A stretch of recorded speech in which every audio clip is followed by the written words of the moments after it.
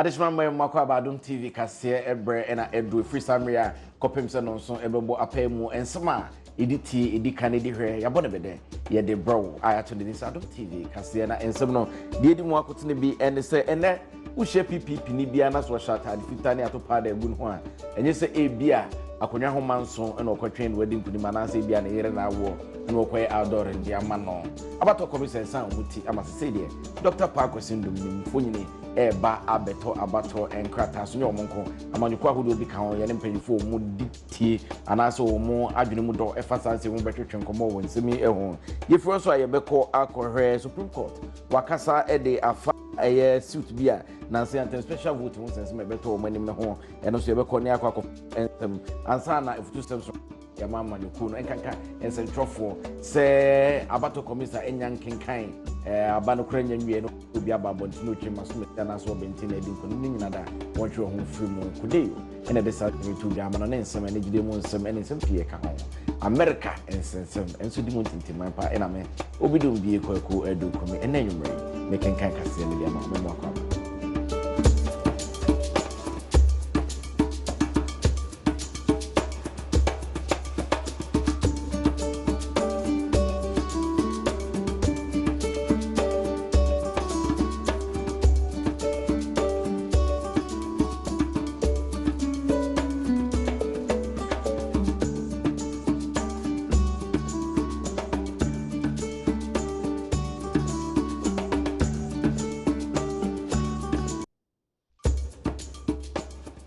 Yesha said ya ni tufati so kwadi brisa mo wuto ani nsem bojabum ni akopiem ewo America abrochimemu na akopiem ho a se de eje ko eje bow ni nyina ne se enya aba abedru na Donald Trump wona se wadi nkunim ewo America se wona be America mampanyini emra Barack Obama wadi dwumadi nyina da aba na biye na Ghana mampanyini John Dramani Maham wachokrata e de ekoma na mo so wo ye bi na so adasani ani fro aye boafo to man mo apiafo mo ekronto mo a wo se siso bio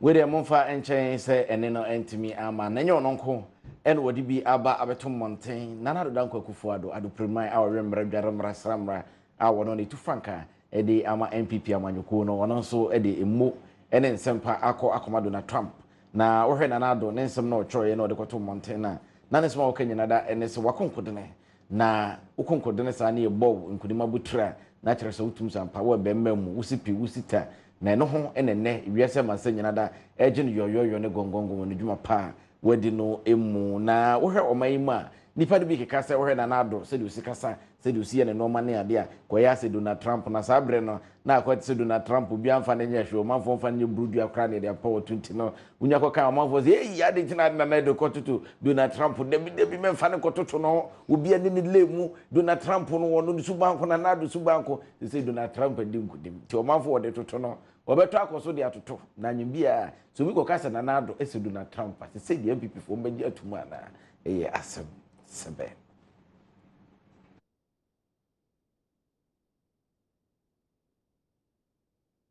to Adom TV kase en so na afi dan ye ni akonsem fufum nanso eguso a ewo abato no emu essence yesi nyina kwanta so ntwemani nanso ho a ene na ye gina na ya twen ni ahwe afi abato san ene no mabesi akọ equal friends se kodeyu a omode omani edi abato ho sensem achi ene omde futu semson kwa man sentrofo sesabe jamekwan a me nsan me ho ene nti se kobasa abato komisa ma bonte ma metres asomesi anaso benten koto amanyuku anasa pramanyuku na edi nkunuma eni kwa sentrofo prayer ho ne ba beche se we na edi nkunuma chena bi se nyame afa kwa ma na edi uyune ene bepiemu ewo man na wada kodeyu ano ehwe wontoto yeso Kofi Abrampa ebokokose amanyofo ene ekuhuduo bi etoda wonum di kan di abato nsunsanso obetudwa ansana adwumakuo yi a wo hwe meya abato so edi aba no wasi afie de adwobre wontwe won firi saa niema no ho na womma adwumakuo a ehwe meya abato so mu won konta na sunsunsanso no wonfa emetudwa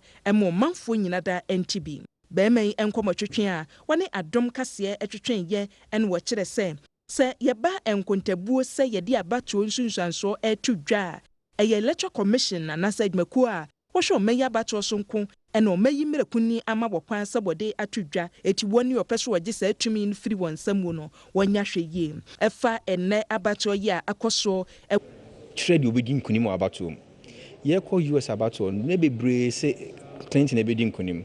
In fact, opinion polls bibi eba ebi a Clinton. Inti asofo ni bibia.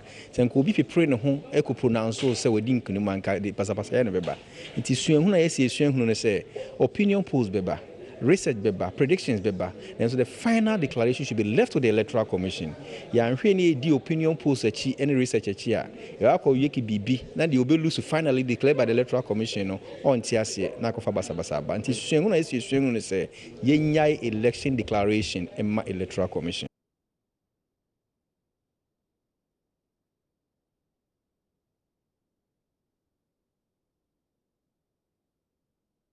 Ene abato komisa eto ne safre amanyuku ahodo no ema woma ye disqualify womo mutumi eye nsisi rebi mo ho a ye mo makwanya sese de adum din akoka nkwanwoma no ho afia abato no omofo nyine bepi enkrata eso amanyuku bi tse PPP de omo de ne beto odwa no manfo hya se wo bose etutu pola ene ade a ne nyina da ene se kwan a opanyine pa kwasi ndum wokonko dene no na chese modimbo ebu musu abaso ntene wose yetimi mana mo na afi ye bona baso ne hye ne nkura ne NDP for so din ebepie mu bi sanso ena amanyuko ahodo bi so ekeka ho a ni nyina da emu no ene ballot na koso obi a hu ba bia woda na hwan ene da kan hwan ene twato yenkofa ni nchemo NDP and PNC. Yes, yes. The one.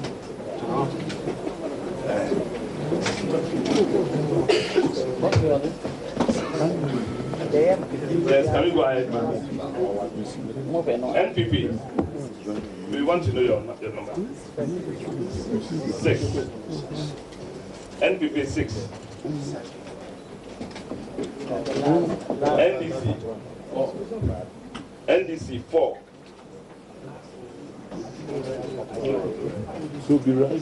CPP.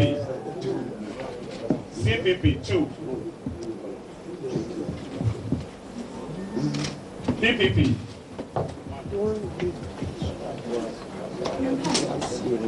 NDP. NDP 5. PDP 1.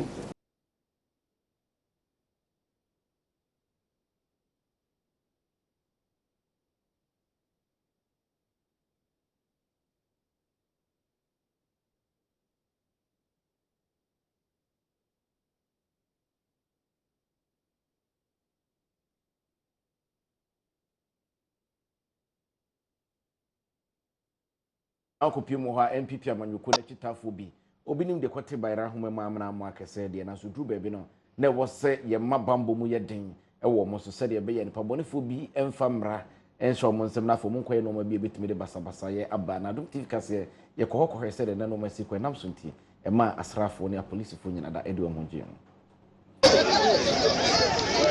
apolisifoɔ kai momununtu ya bode esi ntokwa no ene apolisifoɔ bebre ena nawie penifo aboa wano ede wagu kai mu ya bode wani akyere Jamestown ya yibo odododiodo abato empesa so ekopata entokwa bi a etwetwe ne ti ebafa MPP amanyoko no ekitafo ene NDC amanyoko no ekitafo ho dawira enawie wode ahyemu honomo ekitafo a wo MPP amanyoko no montin sutuo ene wodawire ya wotwe no egina nipa miensa bi a wachemu se mpanimfo akyere won se wadi atwitwa sema na se wone NDC amanyoko na kitafo bi ede abomu na woda na die se wobonwoso senti ekoba ne se amanyoko mienum nipa eko na wobechi MPP amanyoko no ekitafo enko nye panina wogina apremra hyebadwadwa ama MPP amanyoko no ewo dododiodo abato empesa so ni lante banaman ede atudwa ne se ne ekoso enyina wonde ohun ne se ni lante vandapoy ya wogina mu ama NDC amanyoko no apremra hyebadwadwa ewo mpesa no so ya wono so ene mra hyebadwani abote so no wono enwaye takra wogem ya wamasa basabasa yoi ahyase when we were driving to Bannerman South, we passed by assembly spot, the Jamestown roundabout here. Then he came from the other place. Me and Tevana himself crossed the car. There was a taxi behind me, so I was trying to reverse. The taxi was just right behind me. Then he came down from his car. Then told Bannerman, you said I'm a coward. They began to punch him. Tevana was in the car. So you saw the MP punch? Yes, he was Bannerman. Yes. I was the one driving the car. So afterwards, after punching him, he was just on the door. So Panama couldn't open the door. Then when he left, they came to separate, and then he left.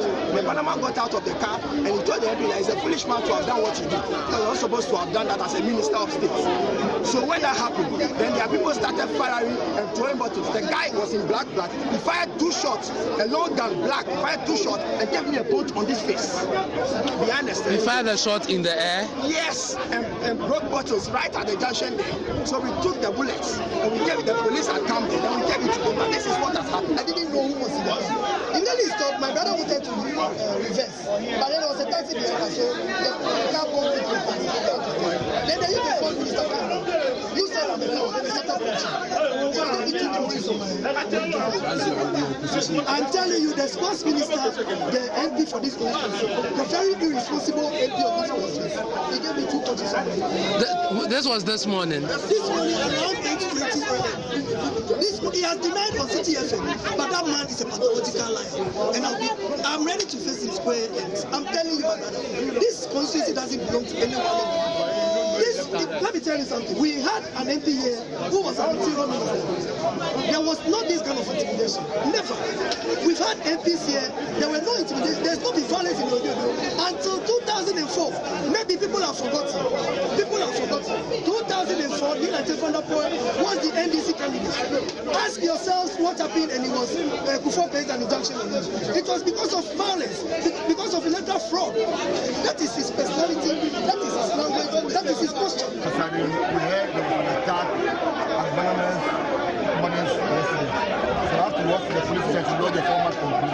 We got to the police station. A police officer here called me and came on the point that Maxwell, his name is Maxwell, called me and came on the point that you should come and see the way I'm bragging at the police station. I should bring men to come and attack me. As a matter of less than 30 seconds, United Vanderpool led a group of people. It's macho men, it's Langas. United Vanderpool punched me 3 times on my face. And the Langas too want to use cutlass. And what have you? Did you see him here? I see him here in front of the police commander. I have 3 police officers who can be a witness to this. I have 3 civilians who can also be a witness to this. As a matter of fact, I have to. We the best passage to aben here some dre yem pese Ghana e be te sa mama ya hodo bia yenim no nti e no ma bi say de den tokwasem ne ade beba no ne ahwe ne yi afiri ho e ba so a empanyifo hwe ne ne ya wontimi so ano ye kopie mo Supreme Court we de enya abato ho manso ene ye ko akotwen we special voting e ho sensem be ne kopie mo Supreme Court empanyifo atrase ebua esanse preko na me ye ne show so tro be won so ye gene preko se de be ya afia abato betimi akoso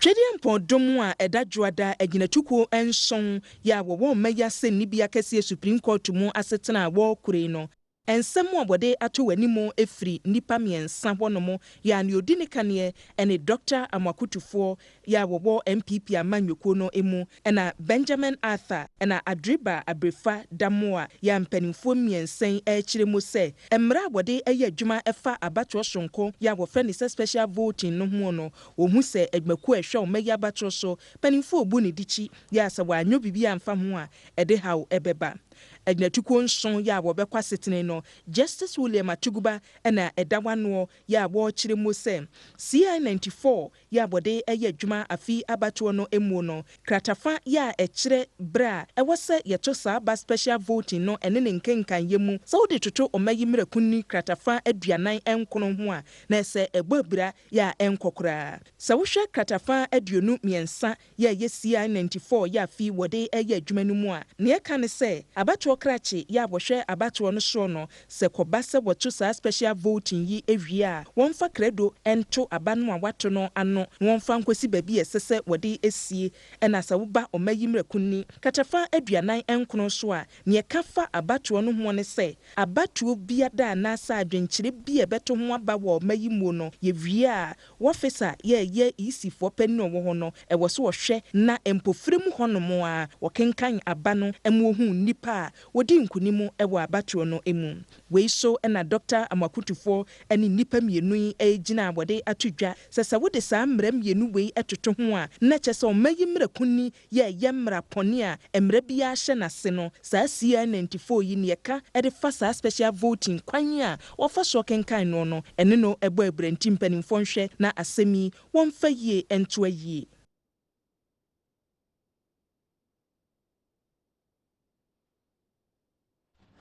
Yenya we sura fe ye home so mrai ba Adom TV kase de aka ne do so de brebro ni mum hwe no so kase ni nyina da elip tomato paste na afa ho eka amaye de ebro LEAP anu so de fa no aduane se wonko na odie ana se de padodo ne die se etwoba ana se bia party bi na wo ya wankasa obetene de pa o madamenti ye ba isia de aka ne de beto so.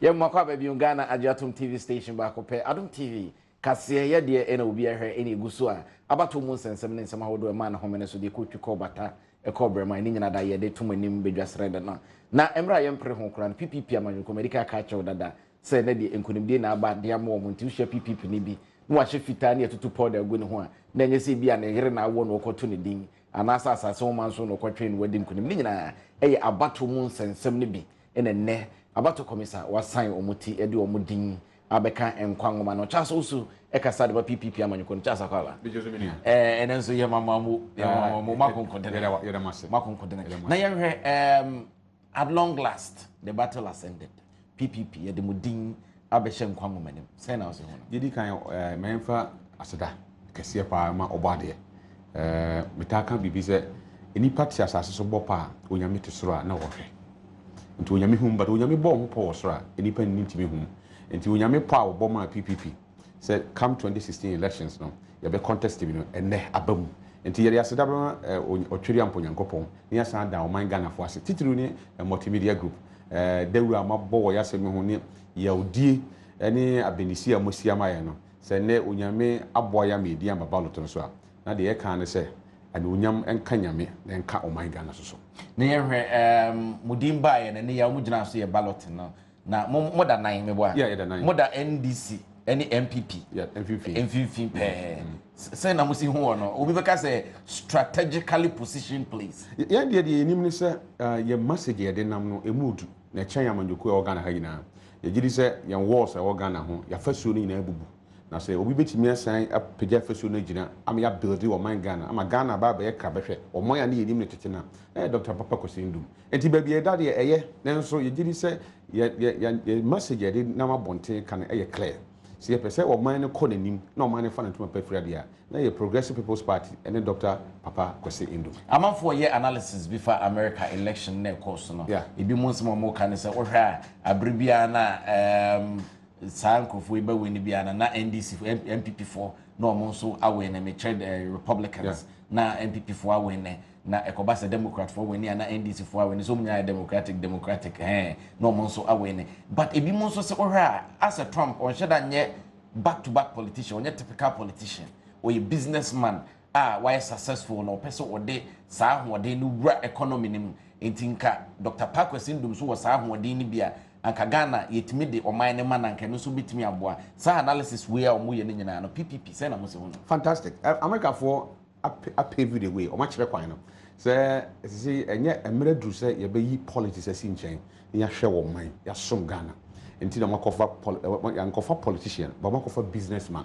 na dream wo no e be create enuma ma America for any omumba ni omchima etimenya so emfaso papa Ghana so ye fortunate say enya obi e friend Dr. Pokosindum kwaku me sibi fa na ada Ghana have 216 district na akọ district bia na wo nyuma wo wa kire say ye man opportunity a obetima ye de chance afi wo say ye wo man ye cocoa diamond ye oil bauxite ye teso ni san ko ba bi ko gisika bosia e de be kire o man Ghana na ke say anisadu hu ni na ye ni binti but ye nya obi anya mencha de or what that anisadu hu na san wo businessman no de wa ya abanyosem kakra ka hu ntino o san wo political eye ka hu se o blend sa ne ma mienu we ka bom na o man ne de tumi ne ya ho de tanachia I trust you. Ghana Babbe Krabekre, we are seeing now. Now, what about almost Mokase, Abribia Republicans, but we need Biano, MPP for winning to Nafi, Sunku, and also MPP for fans. Some remember PPP ni ho, but this time PPP are. The dynamics necessary.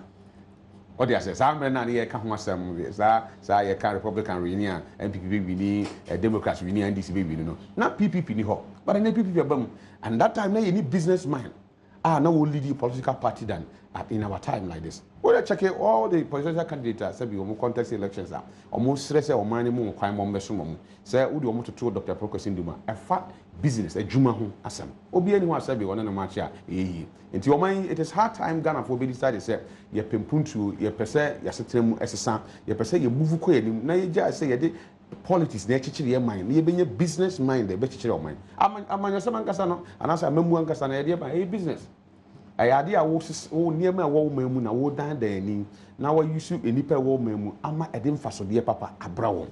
Now the old woman, dear any papa, only a back a jumura, Doctor, Papa, Kwesi Indum. It's a Ghana for a dream, near the Akoma back on your dream back on, say a percent Ghana calling 9 year percent partisan, not percent or mania soon sumudia. Not just any quantity a quarter of a movie, apart from Dr. Procus Indum. Now, Obaswa, Ghana, a Charles Usu Enano Okasa Edema PPP Amanyukona na Adom TV kasi ene na twetwe nkomo afasade ene omasiko ene dai ai urade adom wokon ye wokon ho aba mfaso ama afoforo so ate so mfaso pe wane enko ne enko hwe abato komisa ma Charlotte say emra no declaration say ene koe. These are the nominations which have been accepted by the commission in the order of their submission. Nana Adodankwa Akufo-Addo of the NPP, John Dramani Mahama of the NDC, Ivor Kobina Greenstreet of the CPP, Jacob Osei-Yeboah, an independent candidate, Dr. Papa Kwesi Ndum of the PPP, Mrs. Nana Konadu Agyemang-Rawlings of the NDP, and Dr. Edward Mahama of the PNC.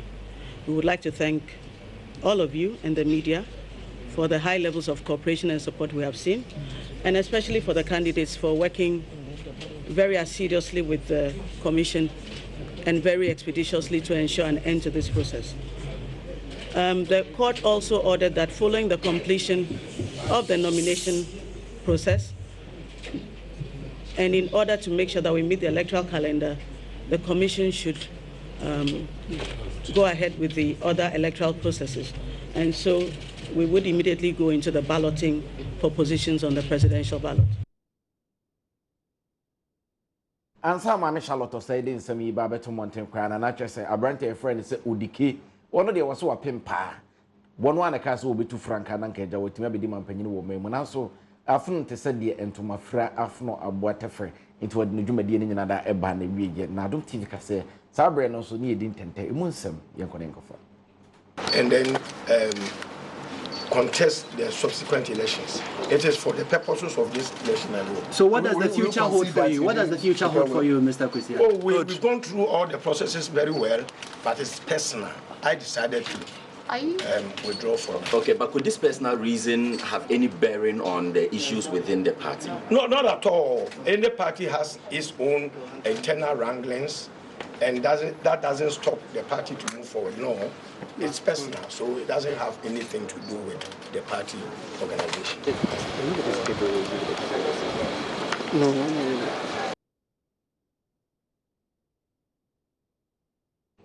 Yet also Adom TV kasi no eswa Emra America for ba beto ma ba na bohye bebre na ne ba ye TB Joshua de be ba ya amfo yi ene ho nkron ne ba nyina ho na Emra pam ye be ba so na panyimpa wo no ena asumdwe banbo ekwa wo mai mu Peace Council oda na Reverend Asante ene ne wo twem se asofo na 1 2 3 wase wo na awurade ayi bibia kyerem se be obi kodi kokonte kura na oda na so dan bone a ade chen ya wase wo manya yi kyere na aba monte ba bi kyerem se amanyuku asomasi ne bedi nkonim ne ade no se ya esumambone.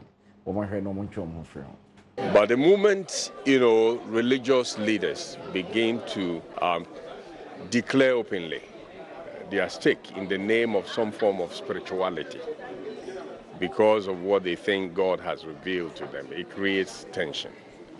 One would expect that, I do not doubt God revealing things to people, but I think we should also be very circumspect in the atmosphere we find ourselves. that it is not everything that has been declared to you that you come openly even to talk about it. Sometimes we need people to pray with you about the whole situation. So I will ask my religious leaders, the prophets amongst us, to try as much as possible to be circumspect, given the situation, the tense situation we find ourselves, that they do not add to it. Now, you're talking about ethnicity. There's nothing wrong with us belonging to different ethnic groups. I'm not worried about ethnicity. I'm worried about ethnocentrism. What do I mean by that? The moment as Ghanaians, we begin to look down upon other people in the name of my ethnic group and capitalize on that for political, favors. I'm creating division in the nation, and we should.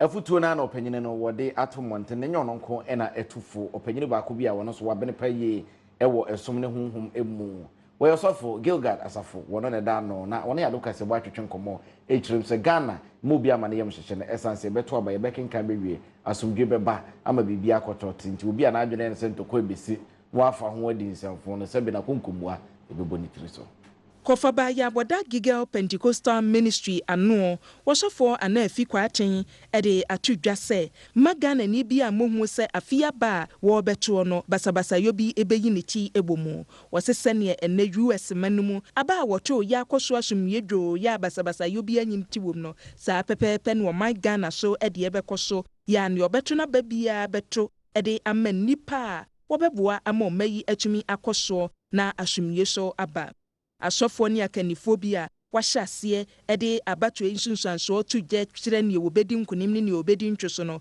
wasofo kwa atense wonkwa no ntwem so na ne wahu no wommompa ye nkyere twedi ampo sɛ woma no mmeremu na ye ka de obegya akora wasofo na afidi nsemi atudwa wabra na asafo no afinhia na etosodu wodi ewodunkwa onofin ya bompa ye efre na nanom yemfo nyina abompa ye wo ye incoming election baso 2016 ya bo hompa ye because ye hu se nyame edan niam bebre adi na de ba ko ye hu wo wiase ene se nyame kwanya nyame faso di nipa faso no etobiri bi na se adi ye bi ba wo ma wo ye hu adwuma ansa na abontensofo betia ate ye mpere ye ho nya niam saa because we have many voices out there or nipa bebre ho no ma wo nya voice ne pe no ode aba maybe ebi kwa na mfiri nyame enti ye bo ho mpa ye busa nyame ansa na ye de ato abontene ne ye bo ho mpa enti abatuo we kwan bia so no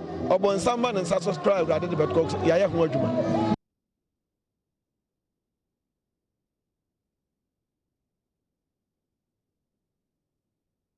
ya home so aba ye ba de duru so ye bebo ewere mpomudi mu nsem ne akohwese de no ma esi ekro ne mum ye ka mpomudi mu nsem no na eye sahat herbal mixture ebi ye fum ya de nyina da efro wanya hangover anaso ye fum samfun wadi aduane boni bi ase pese botwene wo ye fum ma osa ne nyina da bi ye fro sanso na dos etimi typhoid fever papa entra o ma typhoid ni wani se prefer bra dos mixture ewo ho ebi to ase edi ama ne having black mosquito ko ekuntuntum entumo nyina da bedwane to ase no watimi ade wo ho sanyu makoyi eno ma fa ho kampom di monsam ya de bra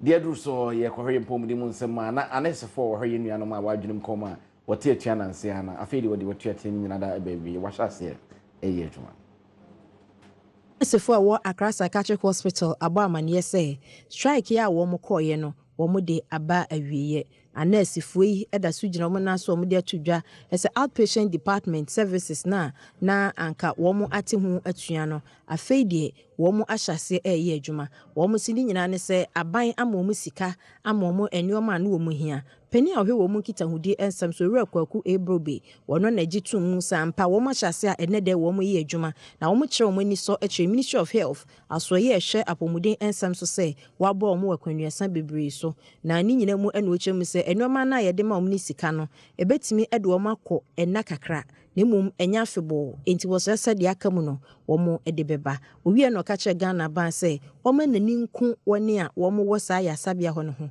sanse wo mo nsoso eka oman hu na ye ka ye nchi no ahwe a ye behia emfie edi animu na eno so eka ho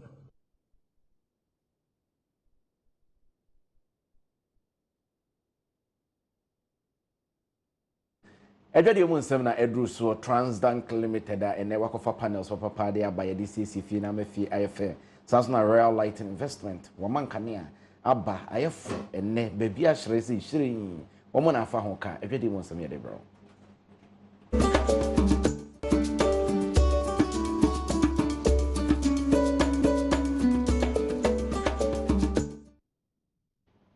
And then you bring so Boafo Eba Center, Chocho Industries, and I think so no. Ayetigo, or Madame Misia Concom, Jimmy Hobam Bane, your Yasam Keto Agratum say yes, and some of the other also there's a fata salt in a day by Ketawis in your Arabian Shapa, and yet Sope. Now, Yanchas and Fanfi Black Stars, I catch a 2018 World Cup, Quasida at the Dasso Alexandra, Egypt, and Yasam Ketwa, I see to me get 3 points near Honson Kakrana and Hombre, and a Jaja Uncle Trindrobia, a bed in Lusukra, the Ajagon, crying as a brepaye. I send it to me a qualifier call. Now I'm right to know I could do an answer. Coach Abraham Grant or head coach, then Yaji, send preparations next week on home.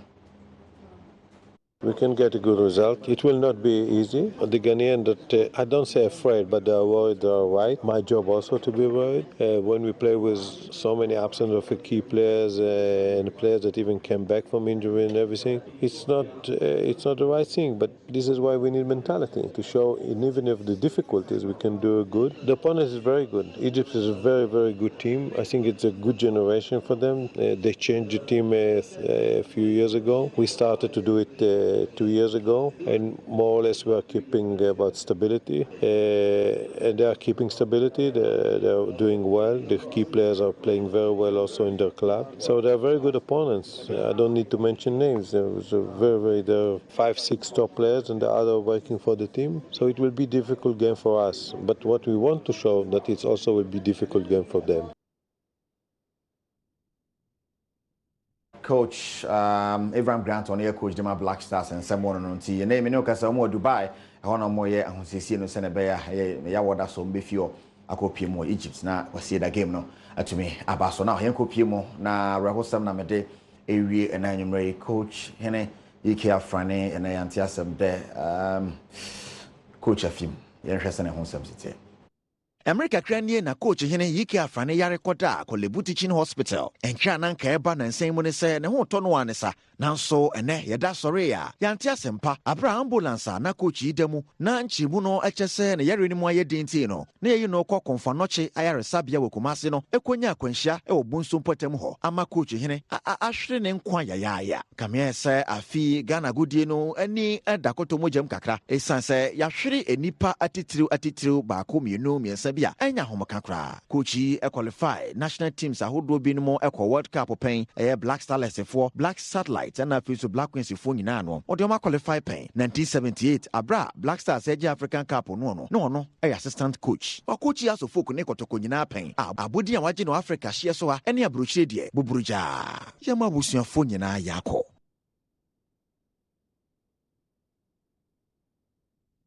Azi yebejina coach afrane arawosama atogana safi no well yebejina no so na nyina se etigo and network ni na John kejwa na etigo ti anwa yusubi na fe so no ayeboafo eba center na fe chocho industry somebody misia konkon be ne sabona eba sanso na GTP News Star fragment ma enanyumere kejwa bi fake kejwa na kasa ne Erica Sedu body